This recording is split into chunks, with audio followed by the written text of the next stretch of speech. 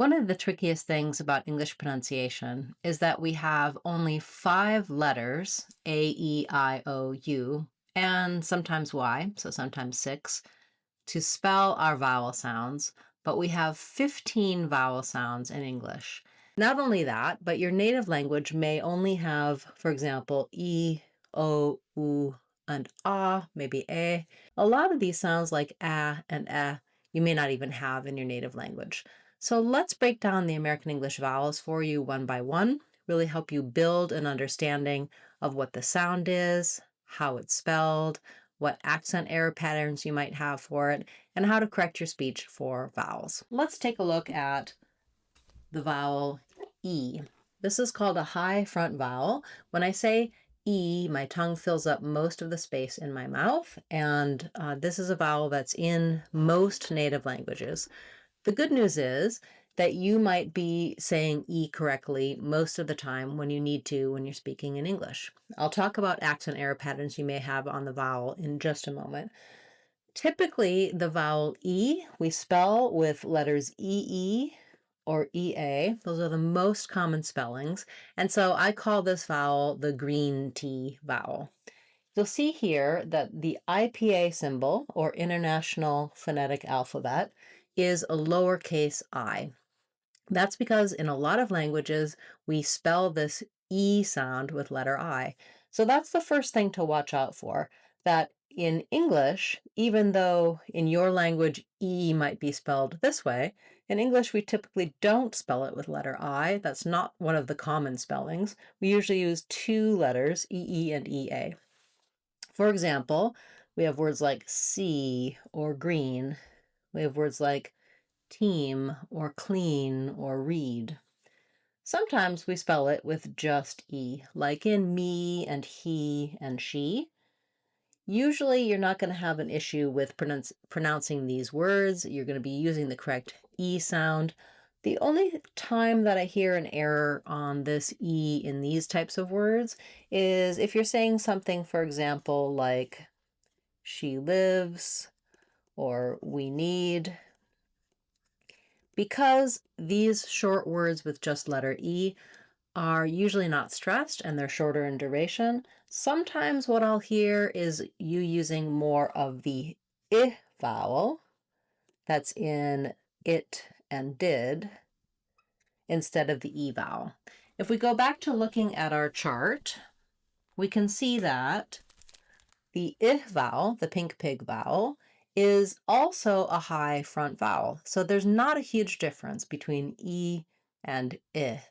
For I, my tongue is a little lower. It's one of our lax vowels, whereas E is a tense vowel. But the main difference here is that it's going to be a little bit lower tongue, and this might be the vowel that you don't have in your native language, whereas you do have the E vowel. So when I'm saying E, I want to make sure I really have a nice tense high tongue. When I say I want to have a little bit lower and it has that lax sound.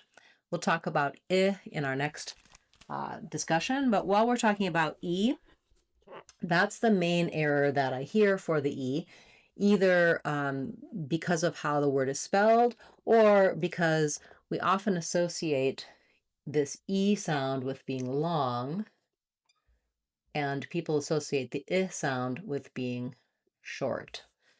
It is true that typically if I have words that are otherwise equal, the I will be a little shorter than the E, but it's very important that the main difference really is actually tense versus lax and the position of the vowel, because what will happen is you may end up saying a word like she because it's shorter, a little more like sh instead of she.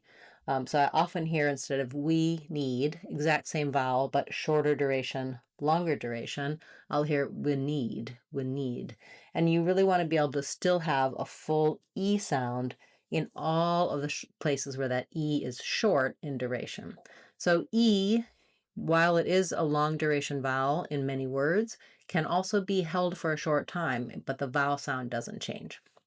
The main place that happens is when the E is unstressed at the ends of words. So in a word like city, which has the stress on the I syllable and is unstressed on the E sound, I will often hear city instead of city, city. So I still need to have that same E sound here. I can't let it become the I vowel, even though it's unstressed and shorter. We do spell E with letter Y often at the ends of words. And then we do also sometimes spell the E sound with letter I in words like radio, experience, eents. So often those endings like eents or eent. Again, that's a place where that vowel is shorter in duration, but it still has the tense sound. So main error to watch out for is between the E, as in green tea, and the I, as in pink pig, tense and lax, but both high front vowels. Where you're going to see the error on the E is when it's short in duration because of the stress of the sentence or because of the stress of the word. And the best way to practice for it is really just matching your vowel. So I'm saying, for example, she needs, we need. Something like city, see the city, E, city. You can also find that when you're doing something like a word city, like city or busy, if you practice a lot with the I, D or the IC, for example, being able to move from that lax to that tense can really help you make sure that you're still making the correct vowel at the end. You might need to exaggerate it a little bit. City, really exaggerate and lengthen until you feel comfortable using it. City, city. So that's the main thing that you need to know about the E vowel. You can find common words that it's in and practice materials for that in our Sounds of English course and our other courses online. Go through and get some details on practicing for this E sound. Next, let's move on to the lax I vowel. So vowel I, which I call the pink pig vowel, is a high front lax vowel. My tongue is a little bit lower than it is for the E of green tea, and this is a vowel that often you may not have in your native language. If you do have it, it may be that you have more of a rounded and higher E kind of vowel, and that's not the same. So this I vowel has no lip rounding, and it's not tense like the E. Let's break it down, how it's spelled, accent error patterns to watch out for, etc. So as I mentioned, I call it pink pig because it's typically and most commonly spelled with letter I. So about 95% of the time, if you see letter I and it's the main stressed vowel of the word, it's going to be this I sound. So that's the first thing to watch out for, that you may associate letter I with the E sound, but in English we spell that with EE or EA. So it's, in this case, not equal. Letter I usually says I rather than E, so watching out for spelling. We do have a few other exceptions to this spelling. So in words like busy or business, we're spelling that with letter U. In the word pretty, we spell it with letter E, so it would be more logical to spell it this way. In the word bin in American English, that's the same as this bin, so I've been taking out the garbage bin. These are really uncommon spellings, as is this one. So the main spelling you need to know about for this vowel is letter I. You really want to see letter I and think I, like in did, big, it, etc. Main error pattern is using the E sound or making the sound too high or too tense. When we look at that vowel quadrangle and we have the high front E and the high front I, there is a space in between. So what will happen is people will tend to do something a little bit in between these two vowels. So you might not be saying eat and deed fully. You might be saying eat and did with not having your tongue low enough. So there is kind of an in-between. The vowel sounds exist on a continuum. So really what you want to be doing for this vowel is making a strong separation between eat and it, between deed and did, etc. Especially happens on words like live and leave. And so what I always encourage when you're trying to work on the I vowel is match two words together. So for example, it lives, it did, so that you're hearing No matter whether the word is long or short, you're able to keep that I sound consistent. When the word is longer in something like it did, you might find it easier to do that I sound in the shorter unstressed word, and then you find yourself drifting higher, it did instead of it did. If you can match and really keep your vowel consistent for these two word pairs, that's going to be very helpful in establishing this I sound. It's also important to listen to these high front vowels, to these lax vowels like I, if they're not in your native language. Hearing that distinction between eat and it, trying to imitate it, trying to get that in your brain will help your sound system in your brain start to differentiate that. Another suggestion I have for this I vowel is that you can work on it in conjunction with the next two vowels we're going to talk about, with the A black cat vowel and the red tent vowel. These three, like in bit, bet, and bat, tend to give people a lot of trouble. And so when you work on all of them and you're able to establish that we need to have three placements there, with the I being the highest and the A being the most open, it can really start to help you fill in those gaps. Because right now in your native language, you might have an E and then more of an ah here, and your language might be missing these lax vowels in the front. And so sometimes going from the more open to the more closed, like bat, bet, bit, or the other direction, bit, bet, bat, can be very helpful. So we'll talk about those techniques as we're looking at these lax front vowels, but recognizing the way they're spelled and what biases you may have for those can be extremely helpful. So that's what I would suggest with the I vowel. The other error that I sometimes hear, primarily with Arabic speakers, is that they may go a little too open and use a little bit more of an sound instead of an I sound. Because Arabic doesn't have this I and they tend to open too much. Most of the errors for I, though, are using the tense E instead. Next, let's talk about the red tent vowel. Looking at vowel as in red tent, we typically spell it with letter E. It's a lax central front vowel. So it lies in between our other two lax vowels. We have I, like in bit, and A, like in bat.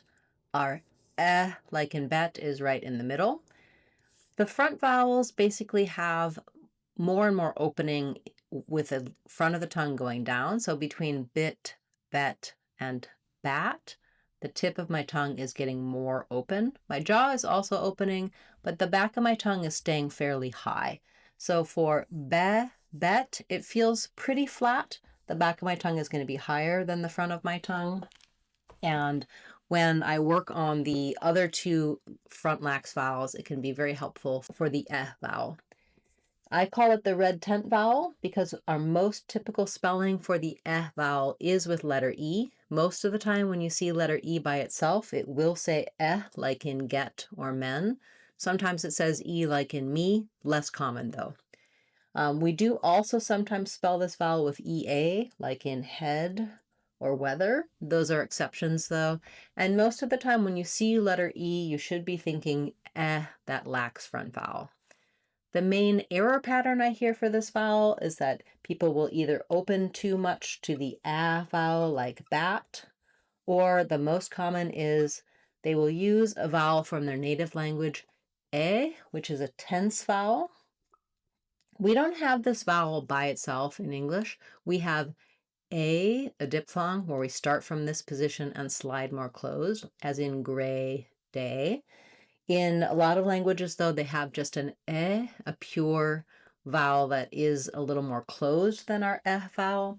If we look at it here on our chart, it looks like this.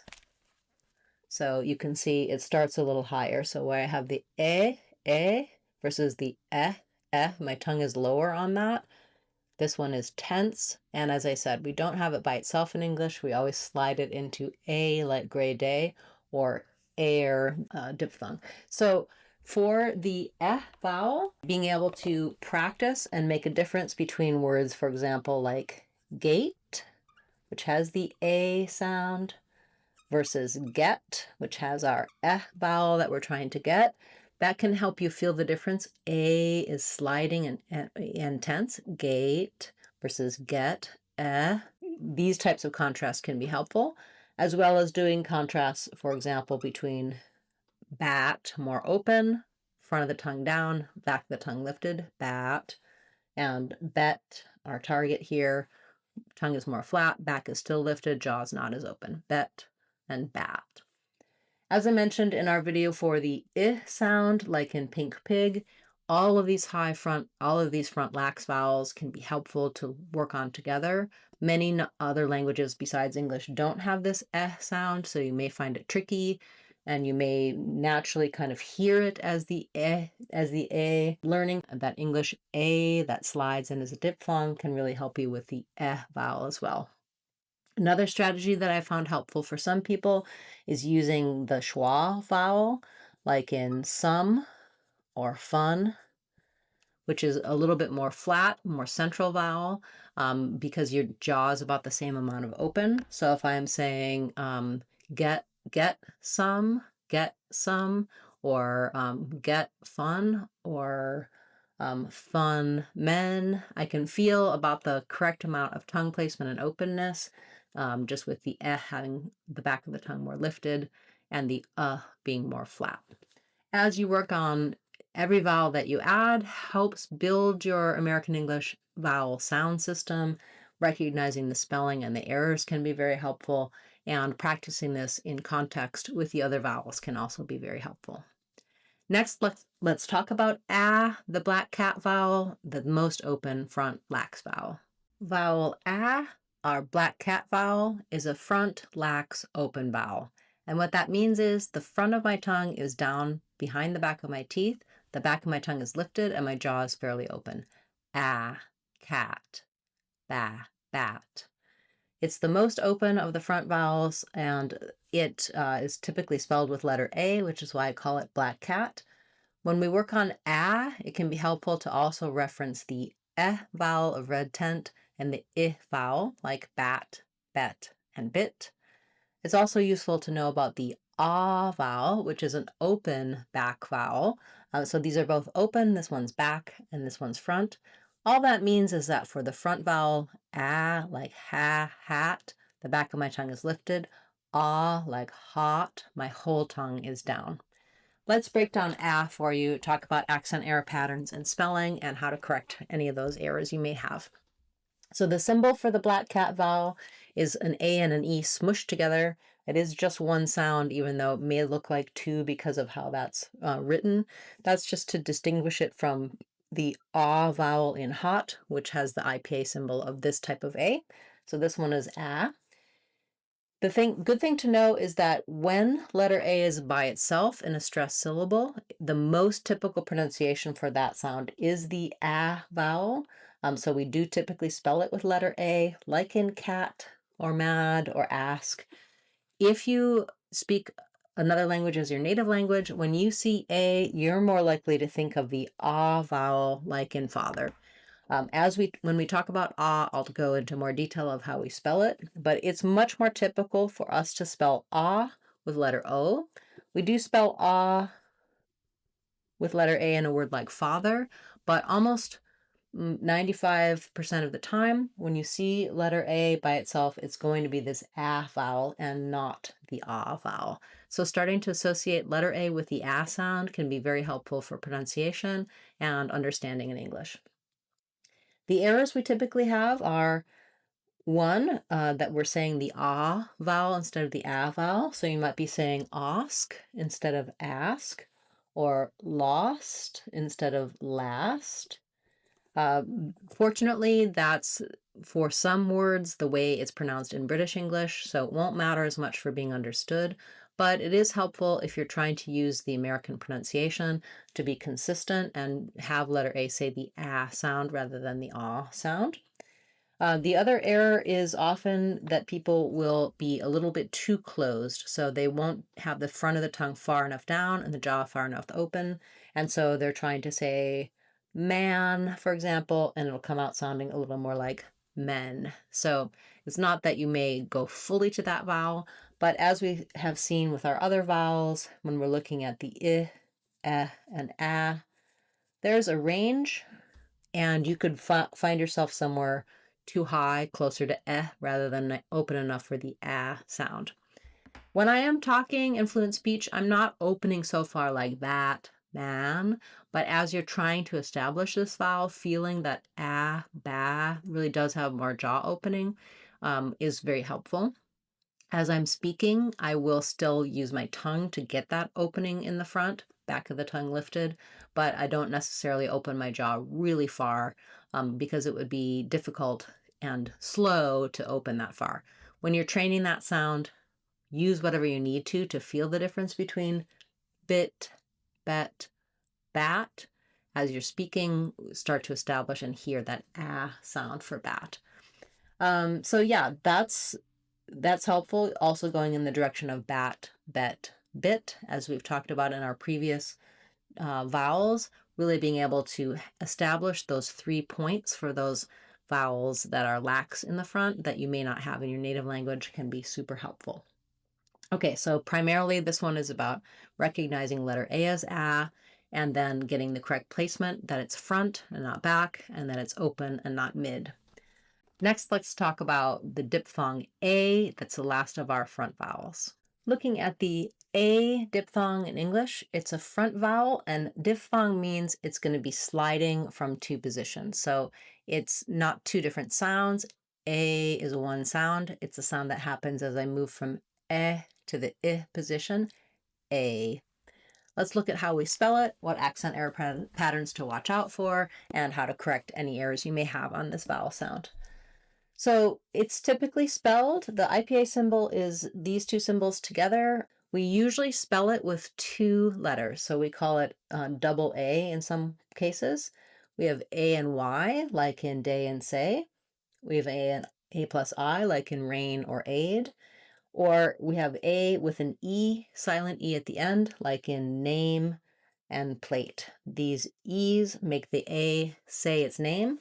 Basically, letter A is pronounced as diphthong A, although letter A by itself, as we learned in our black cat, when we talked about the black cat vowel, letter A by itself usually says ah, like in hat. When I add an E at the end to hat, that's when I get hate, the A sound. So when you see 2 vowel letters to make 1 sound, that's a good hint that the A is going to say A, the gray day vowel. The typical errors that I hear on this vowel sound is usually that people will be saying more of a monophthong rather than a diphthong. So your native language might have the eh sound. And so when you're saying name instead of sliding, name, and holding that a longer time, closing as you're saying it, you might just say nem. That would sound to an American English speaker like you're almost saying nem, like you're saying the eh vowel. So you're probably not using the eh vowel when you're trying to say A. The eh is more open than A, but you may be just saying only part and the start of the American diphthong A. So you might be saying more like de instead of day. Usually it's easier for people to say words that end with A, day and say, because we can naturally glide. There's more time to close. It's usually these words where the A is followed by a consonant sound where I'll hear this error, that you might be saying more like ed instead of aid, ren instead of rain. So one way to practice is to look at contrast words like ren versus rain. That will also help you get the eh sound if that's difficult for you versus the A diphthong. That's the one way to practice it. And then I also just suggest in a word like name, first just say it without the consonant. So say nay, drag out and hold that A diphthong, then put your back on. Nay, name. Or you can use 2-word pairs like say my name, save the plate, I hate the rain. You're trying to really match and keep that A sound, the long gliding diphthong, rather than being a short sound or being too open like eh or too closed. I hope that helps you with this diphthong A and all of our front vowels. Let's just do a quick review. We had the E vowel in green tea, the I vowel in pink pig, the E vowel in red tent, the A vowel in black cat, and the A diphthong in gray day. These are the front vowels for American English. You can get more help and more details on each of these in my videos for those, and in our Sounds of English course, we'll go through in detail how to correct accent error patterns you may have on those sounds, common words they're in, practice materials for you to really solidify those vowel sounds. So I hope you'll check that out. It's our Sounds of English course on speechmodification.com. Let's look at how to pronounce the central vowels in American English. So we have vowel schwa, unstressed and stressed here in the center. They both sound like and we'll talk about the difference between stressed and unstressed schwa in a moment. Also in the center is where we have our sound. So the r sound in rain and red can be considered a consonant. I often talk about the vocalic R or the as being a vowel sound because it can continue like a vowel sound, So we're going to look at first vowel schwa, both stressed and unstressed. And this is the unstressed schwa is the most common sound in the English language and the most common vowel sound. The symbol for that is this little upside down E, and it basically sounds like a very short little sound. Whereas the stressed schwa can be a clear vowel. It also sounds like and basically the placement of these two is the same. They're both central. So my tongue is resting in the bottom of my jaw, but my mouth is not very open. This is the sound we make when we're using fillers in English, such as or and it's our home base or our resting place for speech in American English. So it's a critical vowel to be able to say correctly, and it's a challenging vowel because you may not have a schwa in your native language. It's also spelled with a lot of different ways, and let's break that down for you to help you understand the spelling, the accent error patterns, and how to correct them. So for the stressed schwa, the main spellings are letter U, as in such fun, letter O as in some or one, or letter A as in what. Or for the unstressed schwa, it could be the A as in above. The unstressed schwa can be all of these letters as well, plus the I and the E can also sometimes be considered to be a schwa sound, although often in a dictionary, when those vowels are reduced, they are written as the I sound. So the difference between a short reduced schwa, and a short reduced I is that the I is just a little bit higher. When we're talking about reduced vowels, sometimes these two vowels are a bit interchangeable, and I talk about that in my videos for those vowels.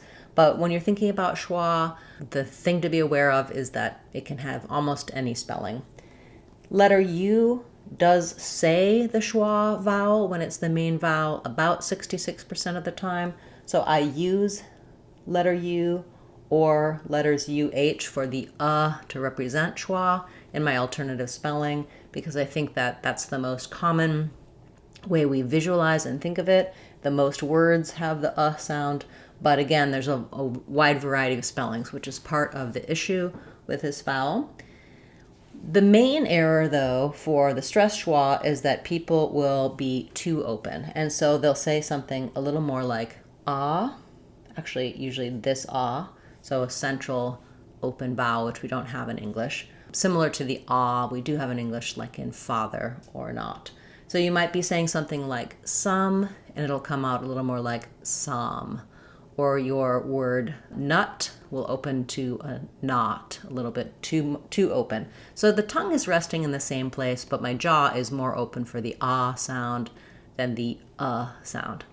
So closing the jaw is a good way to help correct this accent error pattern.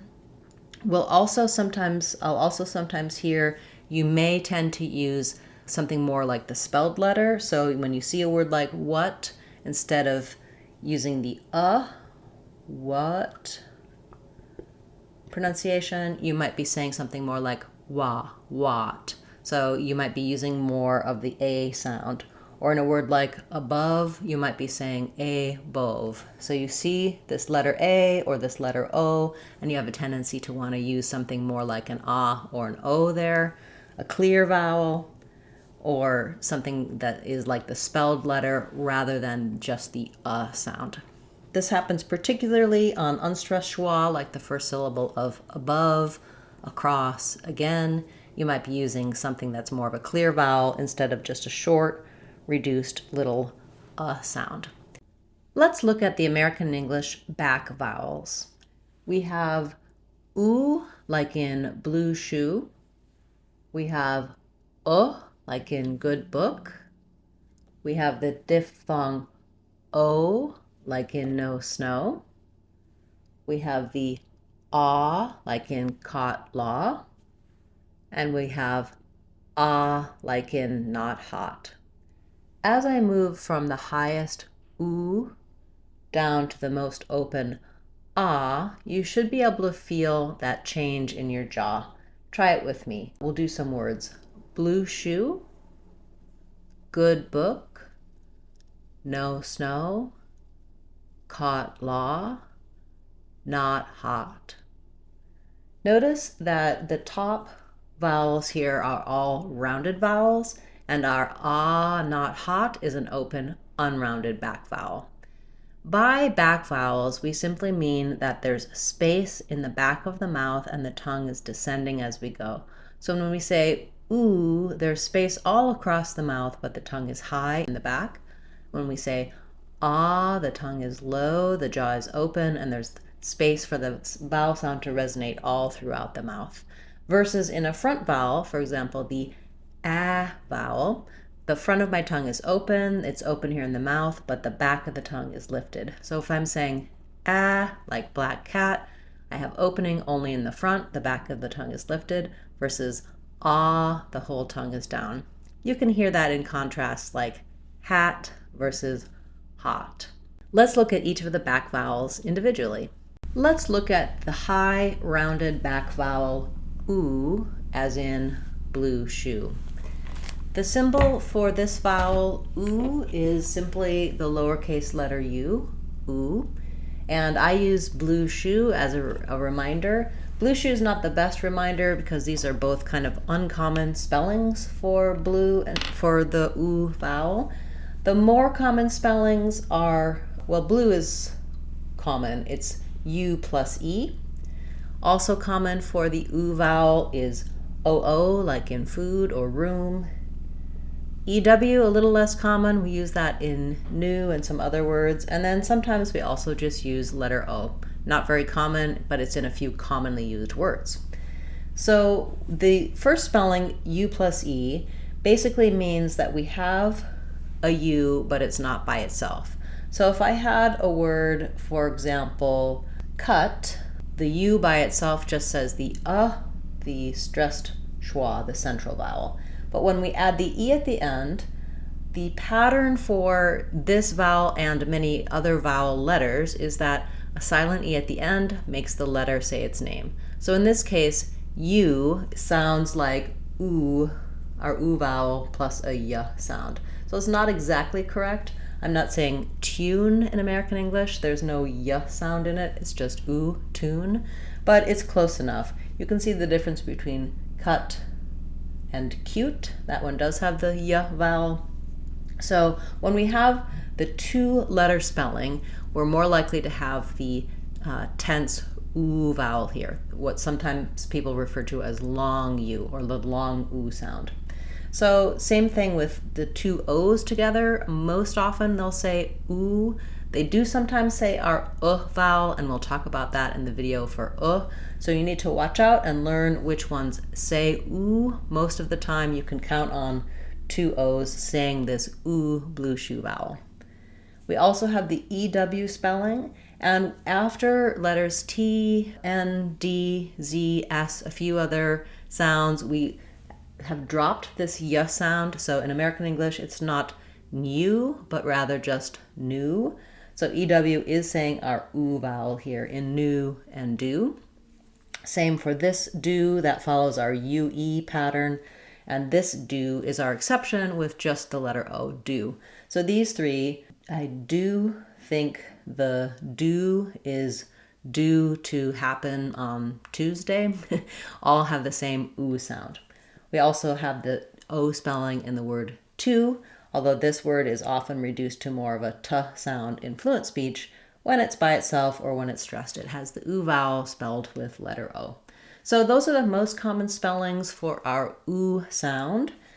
The accent error patterns to watch out for on this one, most of the time, most non-native speakers are using this vowel correctly because this is a vowel sound that's in lots of different languages.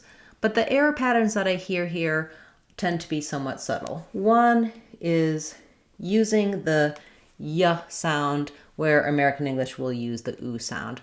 This doesn't matter too much because in UK English, they haven't dropped the y sound, so they will say new rather than new, or YouTube rather than YouTube. If you're looking to have the American vowel, learning which ones say you and which ones just say oo, and learning about that pattern can be very useful. You can get more help for that in our Sounds of English course and our videos on the channel regarding oo versus you. So that's one error pattern I hear. The other error patterns tend to be that once people are able to do the vowel that's in good book, they start to sometimes become a little too lax in this vowel. So rather than food, they might say it a little more like food. So they're maybe not going all the way to fully the vowel like in good, but there is an in-between place. If we're looking at the back vowels, we have our oo is higher and our is a little lower and more lax. So just watch that you're making a good distinction between the oo in food and the in good. That can also be confused because of this oo spelling. That tends to be a little bit challenging, and hearing that difference between oo and like Luke, the man's name, and look is challenging. You can check out our video specifically for that contrast for a little help there, and also practice materials for that are available in our Sounds of English course. So that's one of the major accent error patterns that I hear. The other is that sometimes people will bring this vowel too far forward in their mouth. And what I mean by that is that when I say oo, the tongue should be high and there should be space in the back as well as in the front. And if my tongue is too lifted in the back and the vowel comes more forward, it's more like an vowel, which is basically making the E shape with the tongue and rounding the lips. It's basically like a U umlaut in German, the Ü sound. And so you want to make sure that when you're saying ooh, there's space in the back of the mouth as well. Not Ü, but ooh, ooh. So I do have that lip rounding, but my tongue is further back. So that's a little bit subtle, but looking at the vowel sounds in your native language can be very helpful to help you correct this. I like practicing with two-word phrases when it comes to matching, so looking at the contrast words between the error and the correction, as well as just using multiple words and phrases that have our oo vowel, like blue shoe, new room, food soon, two tunes, etc. So two, there's another exception to the rule for spelling TWO. Very uncommon. So of course, we can look at the way sounds are typically spelled, and that will help you with 99% of the words. And then there's certain words that you just need to learn to sight read, that we have two, and two, three different spellings with the same sounds. That's English for you. Let's look at how to pronounce vowel as in good book. It's a high back, rounded, lax vowel, and the symbol for it is this uppercase U with the little extra symbols on the top. We typically spell this vowel with just letter U, with two O's like in stood or cook, or sometimes with OU like in would and should. This is a less common spelling. Letter U is the most common, but the most problematic is when it's spelled with two O's. So the letters OO usually say the oo tense vowel, like in food or room.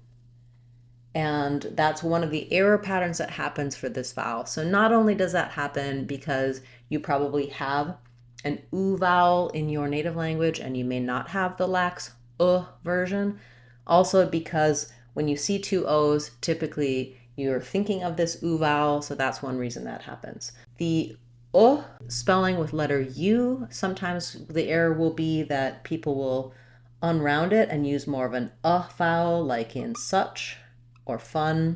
So to make the vowel, you can feel the oo, take that oo from your native language with very pursed lips and high tongue, oo, and then the tongue relaxes, the jaw opens a little bit, the lips are still rounded but not as tightly pursed, and you get the sound. So I like to use two-word phrases to practice the sound. Let's do a few like that.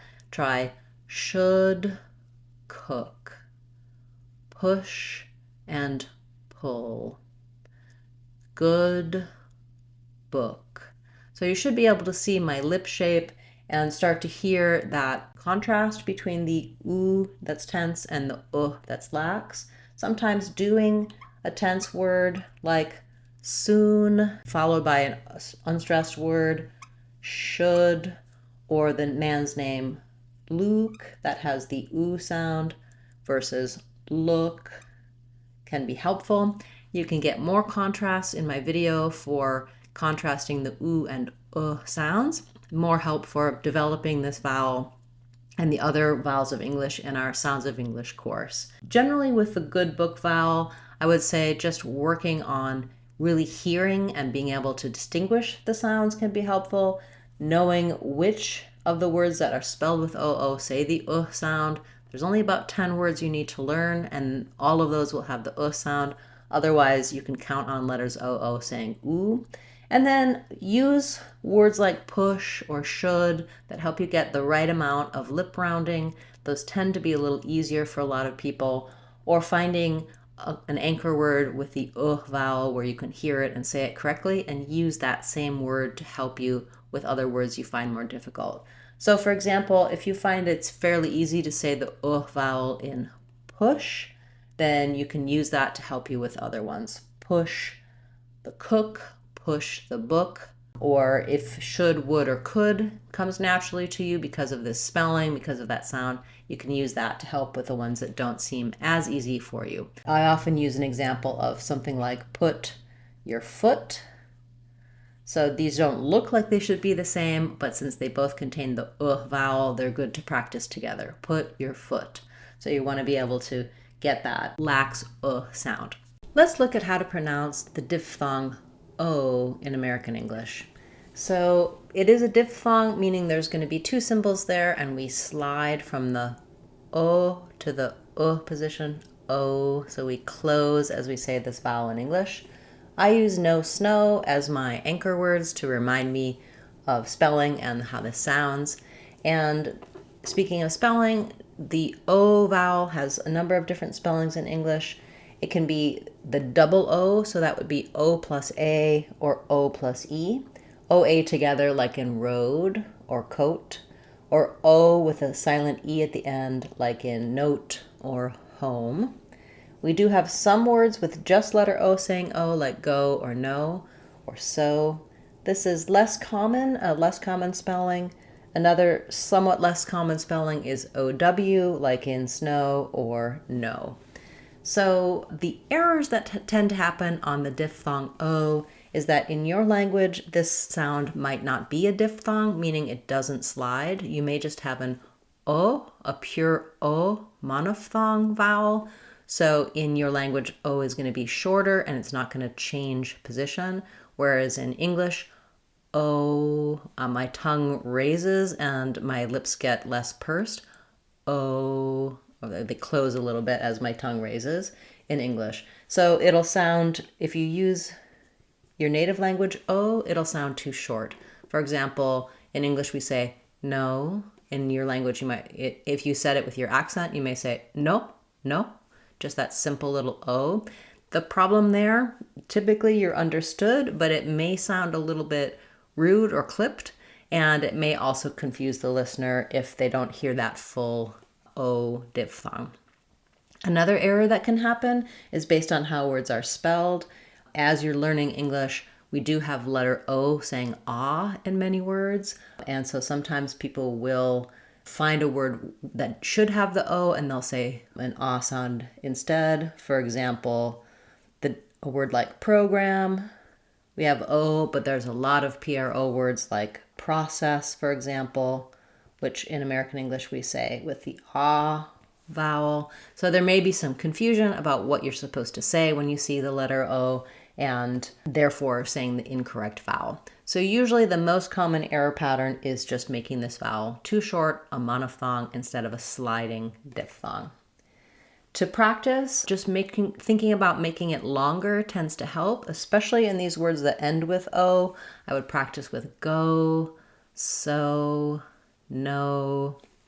And for the words that have a consonant at the end, like road or coat, just watch if I'm using the air, it's going to be too short, like road.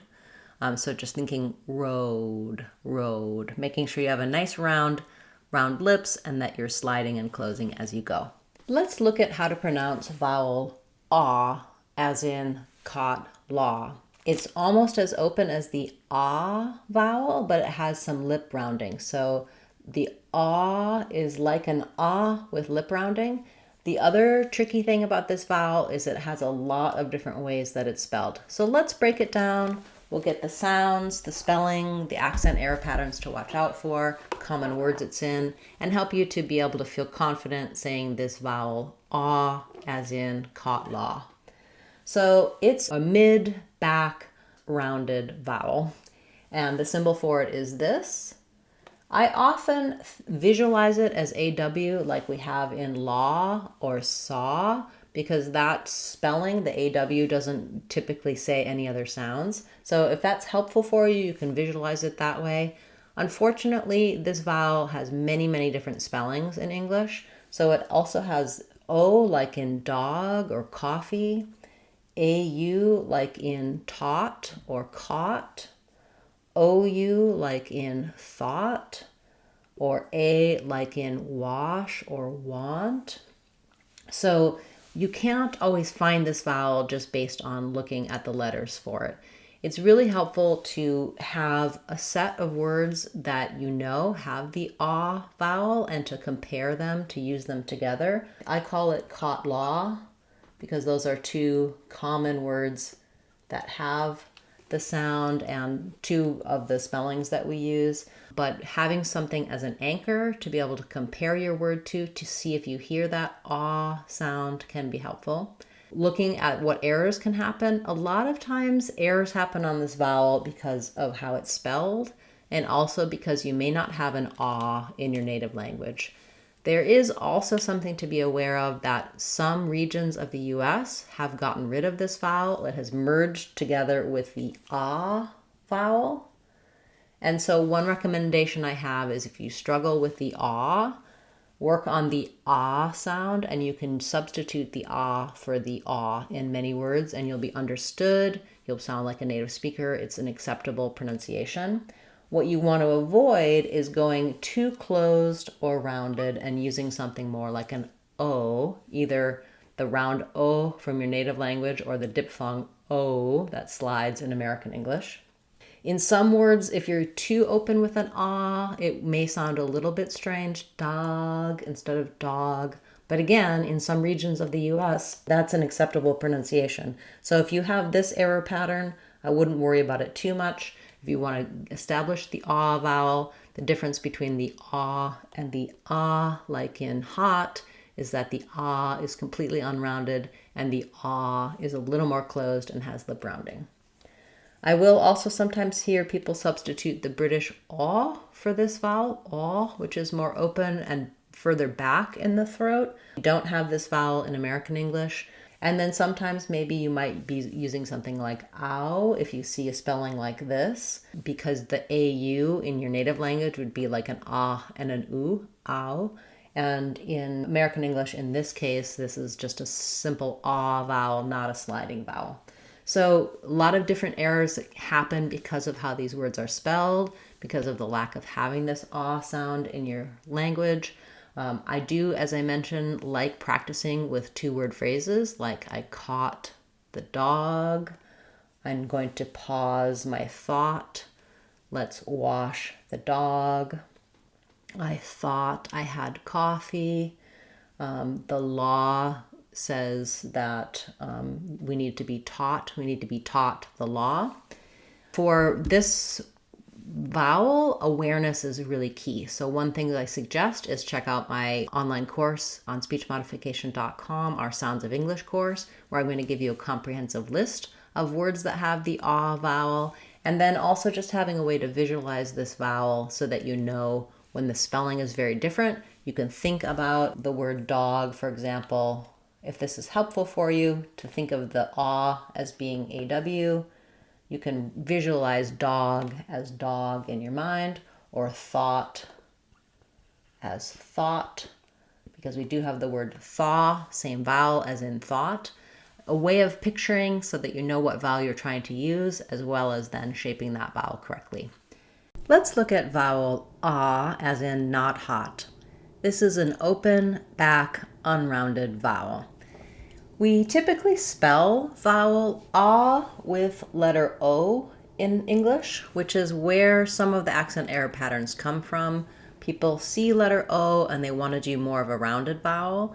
And in English, letter O, when it's in the stressed syllable and it's the main vowel, typically is going to say this ah as in not hot.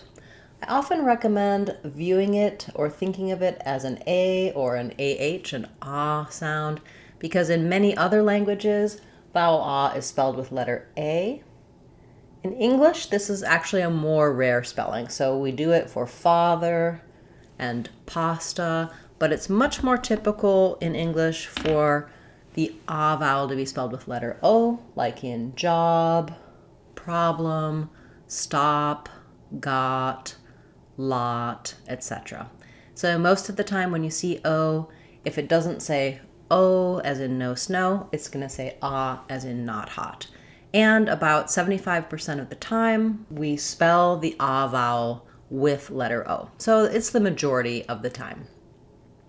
Some of the errors that happen for non-native speakers on this vowel is that you may round the vowel. So in UK English, they have a rounded vowel aw, no, which we don't have in American English. We don't use this vowel. We don't have any rounding. Our rounded vowel is ah, which is a little bit more closed and forward than the British vowel. So watch out for that error if you learned British English, or if you have ah in your native language, you may have a tendency to do that on these words. And then sometimes spelling simply confuses people, and when they see a word with letter O, they think it says the O diphthong, or they may use the O sound that comes from your language rather than the ah sound. So for many people, simply visualizing this as the letter A or the letters AH can help you correctly pronounce this vowel. One thing I recommend is if you have a tendency to round, so perhaps you say stop, to visualize it like stop with the AH, and that can help you make that open, unrounded ah. My tongue is all the way down, my lips have no rounding, and as this is a back vowel, I have space all throughout my mouth, ah, when I'm saying the vowel. You can also use a word that makes more sense to you, where you're using the ah vowel correctly.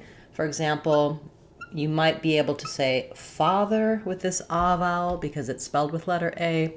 Then you can use that to help you with ones that may have an error pattern. For example, my father's job, my father got, my father's not, my father's problem, my father's colleague. Thanks for learning the American English vowels with me. If you want to go more in depth, you can check out our vowels and our Sounds of English playlist here on the channel. You can also go to our Sounds of English course on speechmodification.com. In that course, we go in depth on each of the vowels. We teach you how to practice and give you materials to do that. It's a great resource to build a strong foundation for all of the sounds of English, to be able to pronounce any word you want confidently and easily in American English. Please check it out on speechmodification.com. It's our Sounds of English course. I look forward to seeing you in our next video.